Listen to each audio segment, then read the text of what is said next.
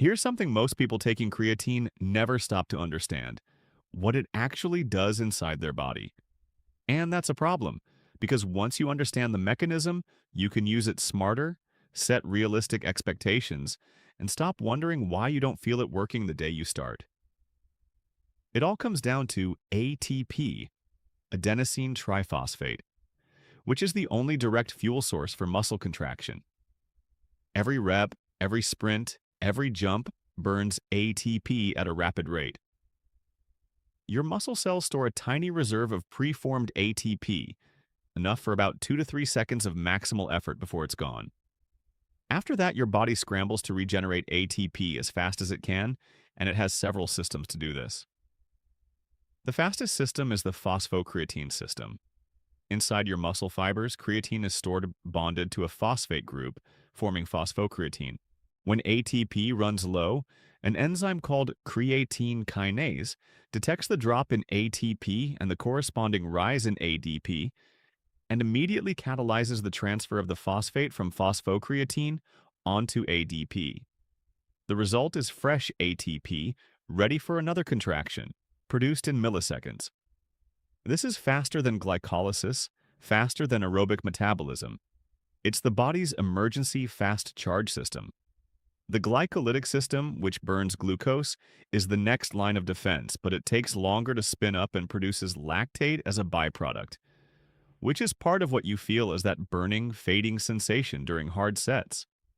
After about 60 to 90 seconds, the aerobic oxidative system takes over, burning fat and glucose with oxygen for sustained effort.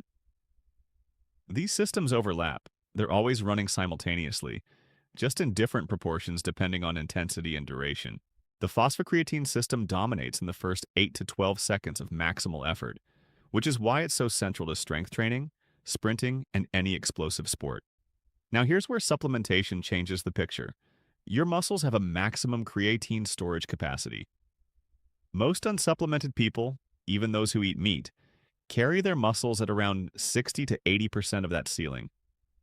Vegetarians carry even less because plant foods contain virtually no dietary creatine. When you supplement creatine consistently at 3 to 5 grams per day, your muscle stores climb toward full saturation over 3 to 4 weeks. More creatine in your muscles means more phosphocreatine available, which means the fast charge system runs longer before running dry during each intense effort. That directly translates to more reps before your muscles fail, better power sustained across repeated sprint bouts, shorter effective recovery between sets, and greater total training volume in a session. The effect doesn't happen on day one. Creatine is not a stimulant. You're not going to feel a rush after the first dose. What you're doing on day one is starting to fill a reservoir, and the benefits emerge as that reservoir fills up, typically over 2 to 4 weeks. This is why judging creatine after a week is like judging a training program after 2 sessions. After you swallow creatine, it travels to your small intestine, where it's absorbed into the bloodstream through the same SLC6A8 transporter protein that later moves it into muscle cells. Blood creatine peaks roughly 1 to 2 hours after a typical oral dose. From there, it's transported into muscle via active transport, a process that requires sodium, which is one reason adequate hydration matters during supplementation. Once inside the muscle cell, creatine is phosphorylated by creatine kinase and stored as phosphocreatine. This is why the loading process takes time. The creatine is being chemically transformed and retained inside the cell rather than just sitting passively in the tissue. The brain takes this even further. Creatine crosses the blood-brain barrier through a dedicated transporter, and brain uptake is slower than muscle uptake. This means cognitive benefits from creatine supplementation often take 6 to 8 weeks to fully emerge, longer than the 3 to 4 weeks for physical performance benefits. Creatine monohydrate is the reference standard. Every premium alternative tested head-to-head has either matched it or performed worse.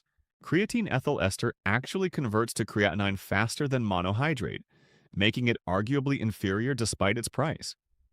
When creatine breaks down in the body, it converts to creatinine at roughly 1 to 2% of your total pool per day, which is excreted through the kidneys, and why daily supplementation is needed to maintain saturation. Stop supplementing and your stores wash out over 4 to 6 weeks. No withdrawal, no rebound.